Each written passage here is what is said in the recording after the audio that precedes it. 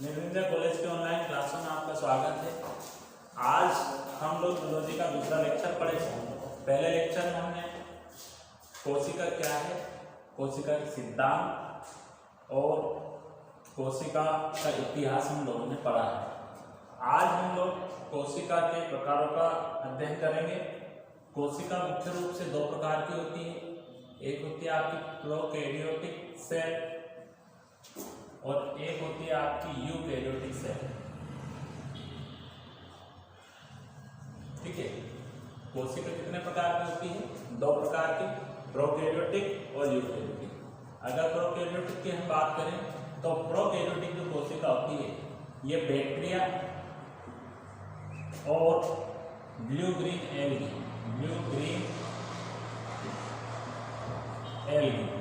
अर्थात नीली हरी शैवाल और बैक्टीरिया। प्रोकैरियोटिक सेल बैक्टीरिया और ब्लू ग्रीन एल्गी में पाई जाती है। किसमें पाई जाती है? बैक्टीरिया और ब्लू ग्रीन एल्गी में प्रोकैरियोटिक कोशिकाएं पाई जाती है। होती क्या है ये प्रोकैरियोटिक कोशिका? अगर हम चर्चा करें, मान लीजिए कि कोई सेल है, ठीक है, उस सेल के अंदर बहुत सारे अंग होते हैं और उन अंगों के आधार पर प्रोकैरियोटिक और यूकैरियोटिक कोशिका में हम अंतर कर सकते हैं। थोड़ा सा पहले यूकैरियोटिक को भी समझ लें। यूकैरियोटिक कोशिका में भी दो प्रकार होते हैं, एनिमल सेल और एक आपने पढ़ी हुई प्लांट सेल। एनिमल सेल और प्लांट सेल और अन्य सूक्ष्म जीवों में भी ये कोशिका पाई जाती है, यूकैरियोटिक सेल। अगर हम बात करें प्रोकैरियोटिक, तो प्रोकैरियोटिक में केंद्रक का अभाव होता है। सबसे महत्वपूर्ण जो पॉइंट इसका है, इसमें न्यूक्लियस का अभाव होता है, ये एब्सेंट होता है। जबकि यूकैरियोटिक कोशिका में सुगठित केंद्रक पाया जाता है। जबकि यूकैरियोटिक कोशिका में सुगठित केंद्रक पाया जाता है। थोड़ा सा हम इनमें अंतर करने की कोशिश करते हैं कुछ पॉइंट के माध्यम से कि वास्तव में कोशिकाएं होती क्या है। ठीक है, ये कोशिका किसमें पाई जाती है? बैक्टीरिया और ब्लू ग्रीन एल्गी। ठीक है, दूसरी चीज, ये कोशिका किसमें पाई जाती है आपकी? ये यूं कह सकते हैं दो प्रकार की होती है, एनिमल सेल और प्लांट सेल। महत्वपूर्ण चीज इनमें होगी इनका अंतर, जो हम लोग आगे इसमें पढ़ेंगे कि इनमें क्या अंतर होता है। अगर बात करें कोशिका भित्ति, मान लीजिए कि हाँ, इस सेल में कोशिका भित्ति एब्सेंट होती है या अनुपस्थित होती है, जबकि यूकैरियोटिक कोशिका भित्ति उपस्थित होती है। जबकि यूकैरियोटिक कोशिका में कोशिका भित्ति मतलब होता है सेल वाल एब्सेंट होती है या अनुपस्थित होती है। प्रोकैरियोटिक कोशिका किन में पाई जाती है? बैक्टीरिया में और ब्लू ग्रीन एल्गी में, नीली हरी शैवाल में। यूकैरियोटिक सेल दो प्रकार की होती है, एनिमल सेल और प्लांट सेल। ठीक है, जंतु कोशिका और पादप कोशिका। कोशिका प्रोकैरियोटिक कोशिका में कोशिका भित्ति एब्सेंट होती है, प्रेजेंट होती है, ठीक है, या उपस्थित होती है। जबकि कोशिका दूसरी जो कोशिका है यूकैरियोटिक सेल, उसमें कोशिका भित्ति एब्सेंट होती है या अनुपस्थित होती है।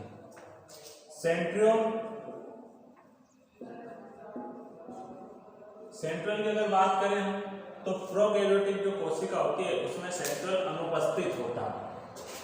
प्रोकैरियोटिक कोशिका में सेंट्रल क्या होता है? एब्सेंट होता है। जबकि यूकैरियोटिक कोशिका में सेंट्रल क्या होता है? यहाँ पे प्रेजेंट होता है। अब महत्वपूर्ण चीज ये है कि सेंट्रल क्या है, तो आप लोगों ने समसूत्री अर्धसूत्री विभाजन अगर पढ़ा होगा पिछली क्लासों में बायोलॉजी में, तो इस प्रकार से हमने कुछ क्रोमोसोम का जोड़ा पढ़ा होगा वहां पे। ठीक है, इस प्रकार से क्रोमोसोम व्यवस्थित होते हैं केंद्र में समसूत्री अर्धसूत्री विभाजन में। और ये जो संरचनाएं हैं इनको बोलते हैं सेंट्रियोल। क्या बोला जाता है? सेंट्रियोल। इधर भी आपको दिखाई दे रहा होगा सेंट्रियोल, ठीक है। तो प्रोकैरियोटिक कोशिकाओं में सेंट्रियोल अनुपस्थित होता है, जबकि यूकैरियोटिक कोशिकाओं में सेंट्रियोल प्रेजेंट होता है या उपस्थित होता है। जिन कोशिकाओं में सेंट्रियोल अनुपस्थित होता है उन कोशिकाओं में कभी भी विभाजन नहीं होता है, ठीक है। क्या होगा? जिन भी कोशिकाओं में सेंट्रियोल अनुपस्थित होता है उनमें कभी भी विभाजन नहीं होता, ठीक है। इसीलिए बैक्टीरिया की जो कोशिकाएं होती है उनमें असूत्री विभाजन होता है, समसूत्री और अर्धसूत्री विभाजन नहीं पाया जाता है, क्योंकि उनमें क्या है? सेंट्रियोल अनुपस्थित होता है, जबकि यूकैरियोटिक कोशिकाओं में सेंट्रियोल प्रेजेंट होता है या उपस्थित होता है। अगले अंदर की अगर हम बात करें तो क्लोरोप्लास्ट। अब क्लोरोप्लास्ट की हम बात करें तो प्रोकैरियोटिक कोशिकाओं में ये आपका प्रेजेंट होता है, ठीक है। क्लोरोप्लास्ट जो है आपका प्रोकैरियोटिक कोशिकाओं में उपस्थित होता है, जबकि यूकैरियोटिक कोशिकाओं में आपको थोड़ा सा ध्यान देना पड़ेगा, एनिमल सेल और प्लांट सेल। तो एनिमल सेल में तो क्लोरोप्लास्ट एब्सेंट होता है, लेकिन प्लांट सेल में ये क्या होता है? प्रेजेंट। देखो यूकैरियोटिक सेल के दो प्रकार हैं। पेड़ पौधों में तो पाया जाता है क्या? क्लोरोप्लास्ट, लेकिन एनिमल सेल में नहीं पाया जाता, एब्सेंट होता है, और प्रोकैरियोटिक कोशिका में भी ये प्रेजेंट होता है। आज हम देखें तो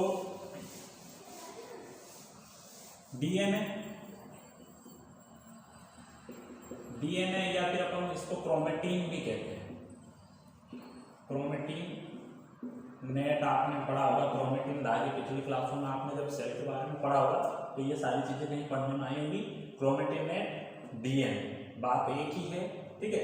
तो ये अगर देखें हम प्रोकैरियोटिक कोशिकाओं में छोटे मोटे गुच्छों के रूप में आपको मिलता है, जबकि इसमें जो यूकैरियोटिक कोशिकाओं में जो होता है ये पूर्ण रूप से आपको मिलता है, पूरा व्यवस्थित मिलता है, ठीक है।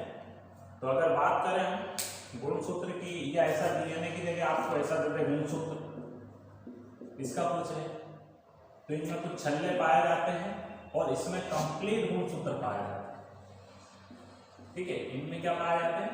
कंप्लीट गुणसूत्र पाए जाते हैं, क्रोमोसोम पाए जाते हैं, आपने पिछली कक्षाओं में पढ़ी हुई, और आगे में हम गुणसूत्र के बारे में विस्तृत चर्चा करेंगे। अभी केवल आपके लिए इतना जानना जरूरी है कि प्रोकैरियोटिक कोशिकाओं में गुणसूत्र के केवल छल्ले पाए जाते हैं, जबकि आपकी यूकैरियोटिक कोशिकाओं में पूर्ण या कंप्लीट रूप से आपको क्रोमोसोम मिलेंगे। इस प्रकार की संरचना आपने पिछली क्लासों में पढ़ी होगी, है ना। इस प्रकार से आपने पढ़ा होगा क्रोमोसोम, डीएनए, ठीक है।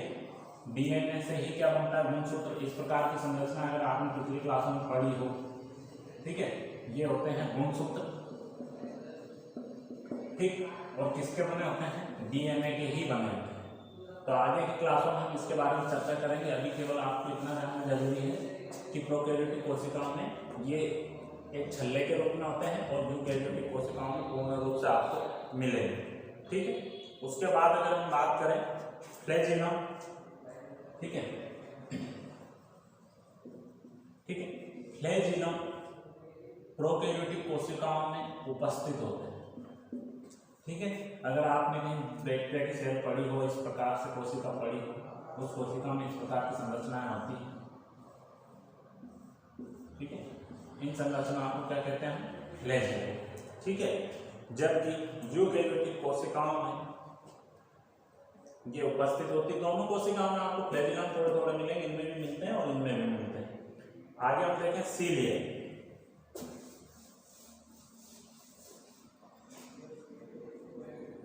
सीलिया की अगर बात करें तो सीलिया जो होता है आपका प्रोकैरियोटिक कोशिकाओं में अनुपस्थित होता है, जबकि इनमें उपस्थित होता है। इस कोशिका में क्या होता है?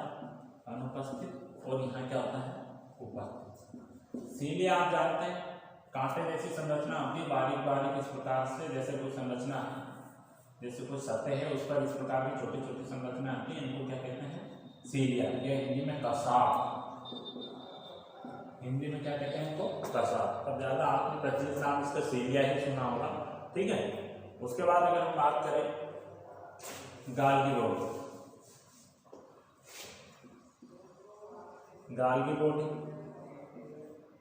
न्यूक्लियस, माइटोकॉन्ड्रिया, ठीक है। गाल्गी बॉडी आपकी प्रोकैरियोटिक सेल में अनुपस्थित होगी, ठीक, जबकि इधर क्या होगी, उपस्थित होगी। न्यूक्लियस इसमें अनुपस्थित होगा और यहाँ उपस्थित होगा। माइटोकॉन्ड्रिया इसमें अनुपस्थित होगा और यहाँ उपस्थित होगा, ठीक है।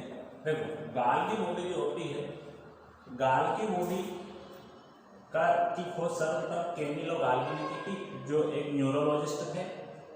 और प्रोकैरियोटिक कोशिकाओं में गाल्गी बॉडी अनुपस्थित होती है, जबकि यूकैरियोटिक कोशिकाओं में गाल्गी बॉडी प्रेजेंट होती है। न्यूक्लियस सबसे महत्वपूर्ण अंग होता है किसी भी सेल का, जो कि प्रोकैरियोटिक कोशिकाओं में अनुपस्थित होता है, जबकि यूकैरियोटिक कोशिकाओं में उपस्थित होता है। सबसे महत्वपूर्ण अंतर इनमें यही कि आपको प्रोकैरियोटिक कोशिकाओं में न्यूक्लियस अनुपस्थित होगा और यूकैरियोटिक कोशिकाओं में न्यूक्लियस उपस्थित होगा। माइटोकॉन्ड्रिया आपको पता है कोशिका का पावर हाउस होता है, ठीक। माइटोकॉन्ड्रिया ही कोशिका में श्वसन का कार्य भी करता है, ठीक है। माइटोकॉन्ड्रिया कोशिका में श्वसन का कार्य भी करता है। प्रोकैरियोटिक सेल में अनुपस्थित होता है, जबकि यूकैरियोटिक सेल में ये उपस्थित होता है।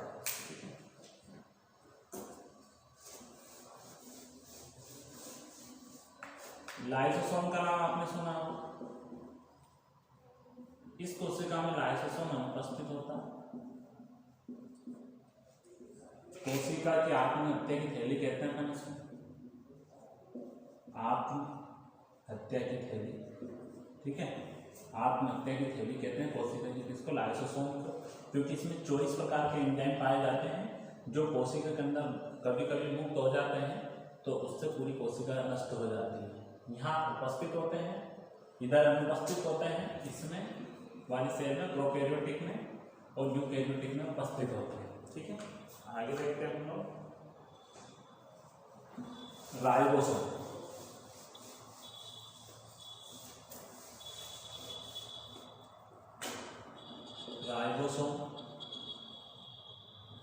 राइबोसोम दोनों सेल्स में प्रेजेंट होते हैं, इधर प्रेजेंट होते हैं प्रोकैरियोटिक सेल में और यूकैरियोटिक सेल में भी ये प्रेजेंट होता है लाइसोसोम, ठीक है। ध्यान रखना है आपको। सॉरी, राइबोसोम आपका प्रोकैरियोटिक सेल में भी होता है और यूकैरियोटिक सेल में भी होता है, लेकिन फर्क इतना है इसमें 70S टाइप होता है और इधर होता है 80S टाइप, ठीक है। 70S टाइप क्या है, ये 80S टाइप क्या है, ये आगे हम जब राइबोसोम को पढ़ेंगे तो उसमें सारी चीजें डिटेल में पढ़ेंगे, ठीक है। राइबोसोम की खोज सर्वप्रथम पैलेडे ने की थी, ठीक है। और राइबोसोम से ही प्रोटीन का निर्माण होता है और प्रोटीन को बॉडी बिल्डर, ठीक है। राइबोसोम से किसका निर्माण होता है, प्रोटीन का, और प्रोटीन को हम क्या कहते हैं, बॉडी बिल्डर, ठीक है। आगे हम देखते हैं प्लाज्मा मेम्ब्रेन, ठीक है। प्लाज्मा मेम्ब्रेन अर्थात पीएम का मतलब क्या होता है, प्लाज्मा मेम्ब्रेन, दोनों में उपस्थित होती है, इधर भी उपस्थित होती है प्रोकैरियोटिक सेल में और यूकैरियोटिक सेल में भी उपस्थित होती है, ठीक है, प्लाज्मा। तो उसके बाद अगर हम बात करें वैक्यूल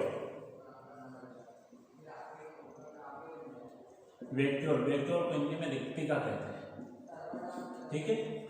दोनों में प्रेजेंट होती है, प्रोकैरियोटिक सेल में प्रेजेंट होती है और यूकैरियोटिक सेल में भी प्रेजेंट होती है, यहाँ पे यह उपस्थित होती है। और जो इसमें प्लांट सेल होती है, प्लांट सेल में कुछ थोड़ा आकार बड़ा होता है। अच्छा, वैक्यूल या रिक्तिका का क्या कार्य होता है, वैक्यूल या रिक्तिका का क्या कार्य होता है, आपने पढ़ा होगा पहले, रिक्तिका नाम सुना होगा, क्या कार्य होता है इसका। देखिए, एक चीज आपने पढ़ी कि माइटोकॉन्ड्रिया का काम क्या है, ऊर्जा देना, ऊर्जा ग्रह होता है, ऊर्जा हाउस होता है ना। किसी भी कोशिका के लिए ऊर्जा संचित करके रखता है माइटोकॉन्ड्रिया, लेकिन वैक्यूल भोजन संचित करके रखता है। वैक्यूल क्या रखता है, भोजन कर संचित करके रखता है। दोनों में आपको कंफ्यूज नहीं होना है, वैक्यूल क्या करता है, भोजन संचित करके रखता है, जबकि माइटोकॉन्ड्रिया क्या करता है, ऊर्जा हाउस होता है, ऊर्जा संरक्षित करके रखता है, ठीक है। आगे देखते हैं हम लोग, ठीक है। इतनी चीजें आपकी इसमें काफी है इनके अंतरों में। एक बार हम उसका तुलना रिवीजन करते हैं, ठीक है आपकी। और वीडियो रोककर इन चीजों को आपको लिखना नहीं है, नोट्स आप बना सकते हैं इस प्रकार से। अंतर लक्षण कौन सा होगा, ठीक है। उपस्थिति, अब उपस्थिति इनकी कहाँ पाई जाती है, ये तो बैक्टीरिया और किसमें पाया जाता है, ब्लू ग्रीन एल्गी, जबकि ये किसमें पाया जाती है, एनिमल में या प्लांट सेल। या दो प्रकार कह सकते हैं इसको हम, एनिमल सेल और प्लांट सेल, ठीक है। एनिमल और प्लांट में ये पाई जाती है और कुछ सूक्ष्म जीवों में भी ये पाई जाती है। अगर बात करें हम सेल वाल की, तो सेल वाल यहाँ पे, सेल वाल की अगर हम बात करें तो यहाँ पे सेल वाल जो है आपकी प्रेजेंट होती है और यहाँ क्या होती है, एब्सेंट होती है, ठीक है। सेंट्रियोल की बात करें, यहाँ पे क्या होता है, प्रेजेंट होता है, एब्सेंट होता है, और इधर क्या होता है, प्रेजेंट। केवल आप इतना भी लिख लेंगे, एब्सेंट प्रेजेंट जो भी है, तो आपका काम इसमें हो जाएगा, ठीक है। क्लोरोप्लास्ट, इन सेल में आपका प्रेजेंट होता है, और यहाँ पे एनिमल सेल में ये एब्सेंट होता है, जबकि प्लांट सेल में प्रेजेंट होता है, ठीक है। क्लोरोप्लास्ट प्रोकैरियोटिक सेल में प्रेजेंट होता है, क्योंकि क्लोरोप्लास्ट से ही क्लोरोफिल मिलेगा आपको, और क्लोरोफिल के कारण ही पेड़ पौधे हरे होते हैं। और यहाँ ब्लू ग्रीन एल्गी लिखा है, तो ग्रीन है तो किसके कारण हुई, क्लोरोफिल के कारण। दूसरी चीज यहाँ पर अगर देखें तो एनिमल सेल में तो क्लोरोप्लास्ट क्या होता है, एब्सेंट होता है, लेकिन प्लांट में प्रेजेंट होता है, क्योंकि उसके पेड़ पौधों में पत्तियों का कलर कैसा होता है, हरा होता है। वो क्लोरोफिल के कारण होता है, तो क्लोरोप्लास्ट से हमें प्राप्त होता है, ठीक है। अगर आगे हम देखें तो उसके बाद क्रोमोसोम की चर्चा करें। क्रोमोसोम, तो क्रोमोसोम मैंने आपको बताया, इधर क्या होते हैं, छल्ले होते हैं छोटे छोटे, और इधर प्रोटीन प्लस डीएनए के प्रोटीन प्लस डीएनए के सुगठित केंद्रक पाए जाते हैं, सुगठित क्रोमोसोम या गुणसूत्र, ठीक है। आगे अगर हम देखें फ्लैजिलम, इधर क्या होते हैं आपके, एब्सेंट होते हैं या अनुपस्थित होते हैं, और यहाँ पे क्या होता है, प्रेजेंट, यहाँ प्रेजेंट होते हैं, और इधर क्या होते हैं, एब्सेंट होते हैं। उसके बाद अगर हम बात करें आगे तो गाल्गी बॉडी इधर एब्सेंट होती है, और यहाँ पर क्या होती है, प्रेजेंट होती है। वीडियो रोककर आप इन चीजों को नोट कर सकते हैं, ठीक है। वीडियो रोककर यहाँ आप इनको नोट कर सकते हैं, और कुछ चीजें थोड़ा सा हम समझ लेते हैं। न्यूक्लियस यहाँ पे आपका एब्सेंट होगा, और इधर आपका न्यूक्लियस क्या होगा, प्रेजेंट होगा। अर्थात यूकेरियोटिक कोशिका में न्यूक्लियस क्या होता है, प्रेजेंट होता है। लाइसोसोम यहाँ पे एब्सेंट होगा, और इधर क्या होगा, प्रेजेंट। समझ चुके हैं हम लोग पहले इस बारे में। उसके बाद माइटोकॉन्ड्रिया भी यहाँ पे एब्सेंट होगा, और यहाँ पर प्रेजेंट होगा। आगे हमने राइबोसोम पढ़ा, ठीक है। प्लाज्मा मेम्ब्रेन,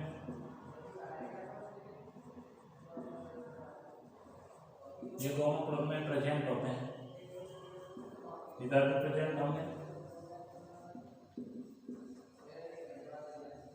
और इधर भी क्या होंगे, प्रेजेंट। इस प्रकार से और भी हम अंतर कर सकते हैं। वैक्यूल है, वैक्यूल भी दोनों में उपस्थित होता है। वैक्यूल मतलब होती है विक्टिका, यहाँ भी प्रेजेंट होती है और इधर भी क्या होती है, प्रेजेंट। तो इस प्रकार से यूकेरियोटिक और प्रोकैरियोटिक कोशिकाओं में आपने कुछ अंतर देखे हैं। आगे और भी हम इन बारे में चर्चा करेंगे, विस्तृत पढ़ना है हमें सेल को, ठीक है। अब हम एक चीज और आपने पढ़ी होगी, एनिमल सेल और प्लांट सेल में अंतर, ठीक है। तो अब हम थोड़ा सा यूकेरियोटिक कोशिकाओं में दो प्रकार होते हैं, ठीक है।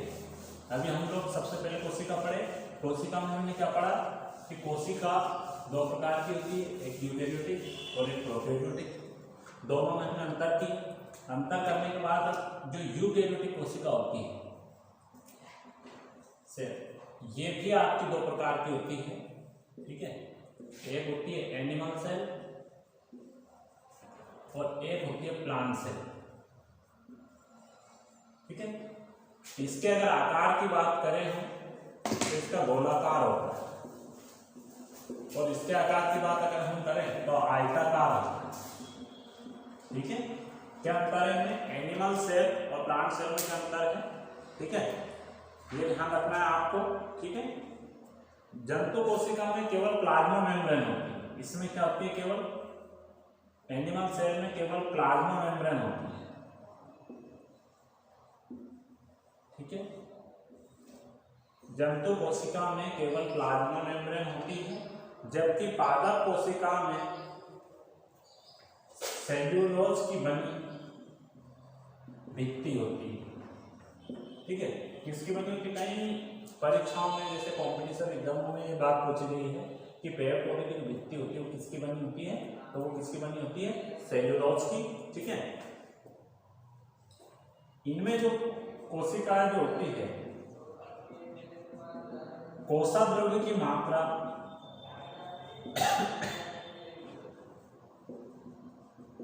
अत्यधिक होती है, ठीक है। एनिमल सेल में कोषाद्रव्य की जो मात्रा होती है वो बहुत ज्यादा होती है। दूसरी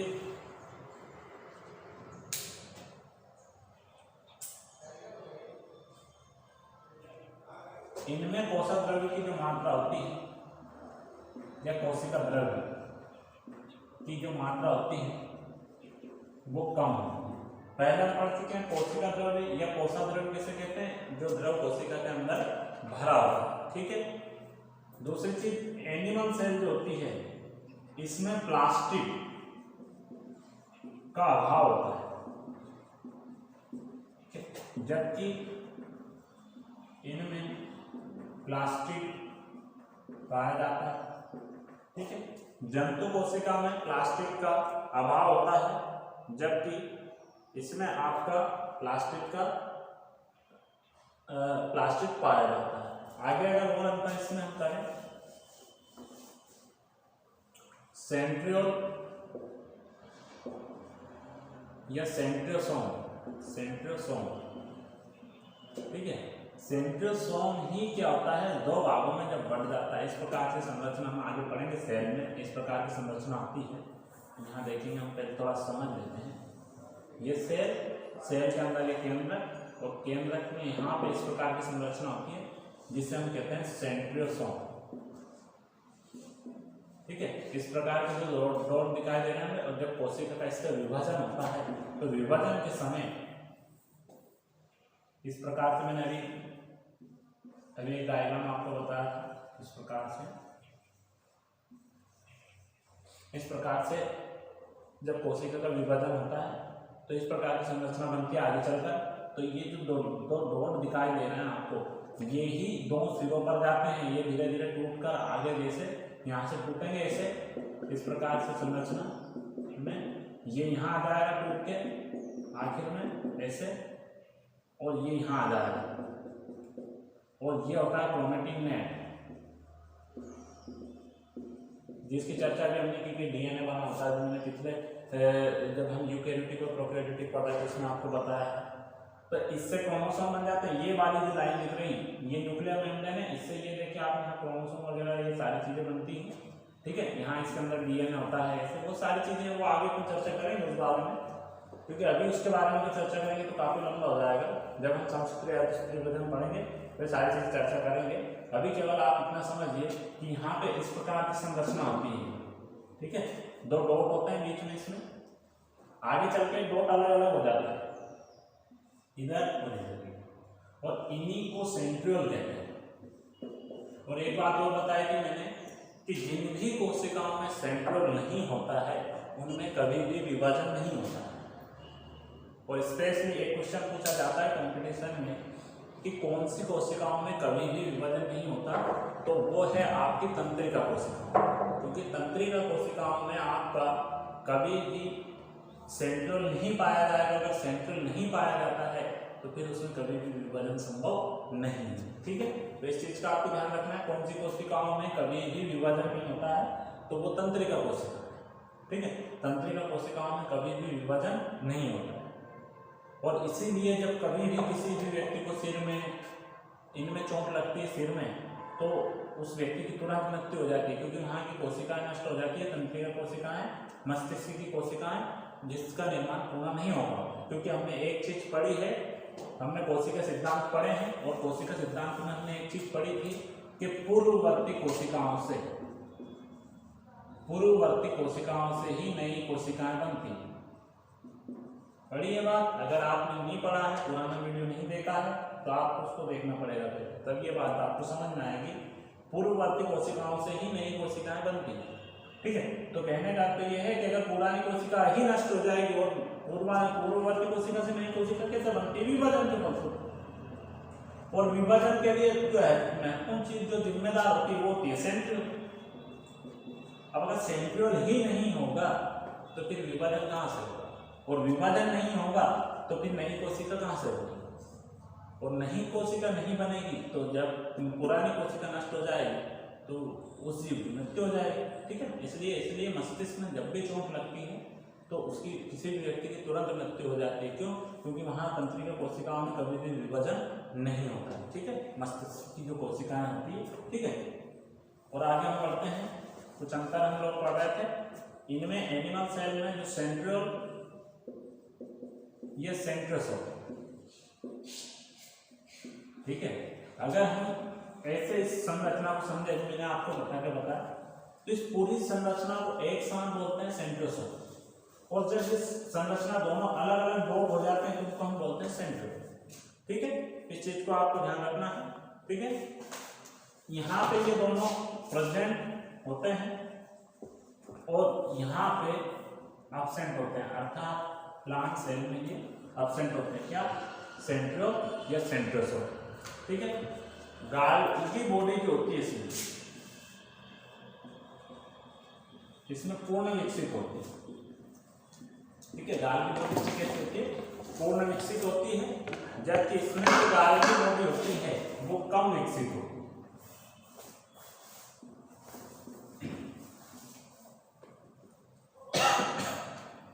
गाल की बॉडी पूर्ण विकसित होती है और इधर गाल की बॉडी कम विकसित होती है।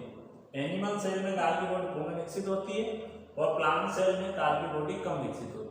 एक बार हम इनका रिवीजन कर लें। जंतु कोशिका जो होती है, इसमें एनिमल सेल जो होती है आपकी, यह जंतु कोशिका, इसका आकार कैसा होता है? गोलाकार। जबकि प्लांट सेल का आकार कैसा होता है? आयताकार। दूसरी चीज, एनिमल सेल के आसपास प्लाज्मा मेम्ब्रेन का आवरण होता है, जबकि प्लांट सेल के आसपास जो होता है वो सेल्यूलोज की एक निर्जीव भित्ति होती है। ठीक है, प्लांट सेल के आसपास क्या होती है? सेल्यूलोज की एक निर्जीव भित्ति होती है। ठीक, सेल्यूलोज एक प्रकार से कार्बोहाइड्रेट है। ठीक है ना, सेल्यूलोज एक प्रकार से क्या है? कार्बोहाइड्रेट है। ठीक है, इनमें कोशिका द्रव्य अर्थात एनिमल सेल में कोशिका द्रव्य की मात्रा बहुत ज्यादा पाई जाती है, जबकि प्लांट सेल में कोशिका द्रव्य की मात्रा कम पाई जाती है। अगर इसमें हम एक चीज और समझें, ठीक है, पहले ये देख लेते हैं। सेंट्रियोल और सेंट्रोसोम प्रेजेंट होते हैं इसमें, और यहाँ पे एब्सेंट होते हैं। गाल की बॉडी पूर्ण विकसित होती है, जबकि इसमें गाल की बॉडी कम विकसित होती है। एक चीज और यहाँ अगर आप देखें तो हमने एक चीज पढ़ी, वैक्यूल। इसका जो आकार होता है वो इसमें छोटा होता है। किसमें? Animal cell. गाल के वैक्यूल का आकार या रिक्तिका का जो आकार होता है वो एनिमल सेल में बहुत छोटा होता है, जबकि प्लांट सेल में वैक्यूल का आकार बहुत बड़ा होता है। ये यूं कहते हैं हम कि प्लांट सेल के आधे से ज्यादा भाग को वैक्यूल घेरे रहता है। वैक्यूल का क्या कार्य होता है? भोजन को संचित करना। दो चीजें आपकी हैं, उनमें कंफ्यूजन है। माइटोकॉन्ड्रिया किसका संचित करता है? ऊर्जा का संचय करता है या उसको एकत्रित करके रखता है, जबकि वैक्यूल किस चीज को एकत्रित करके रखता है, भोजन में। ठीक है, चलो ठीक। तो ये थी कोशिका के प्रकार और कोशिकाओं में अंतर। प्रोकैरियोटिक यूकैरियोटिक का 2 प्रकार हैं। और उसके बाद बात करें तो यूकैरियोटिक के भी 2 प्रकार हैं, एनिमल सेल, प्लांट सेल। इन दोनों में अंतर हमने पढ़ा। आगे हम कोशिका के बारे में और भी चीजें उनके अंदर अगली जो क्लास रहेगी उसमें हम कोशिका के बारे में, कोशिका की संरचना कैसी है, उसके अंदर क्या है, कैसे होते हैं, उनके बारे में विस्तृत हम चर्चा करेंगे। आज की क्लास में आपके लिए इतना। धन्यवाद। Thank you very much.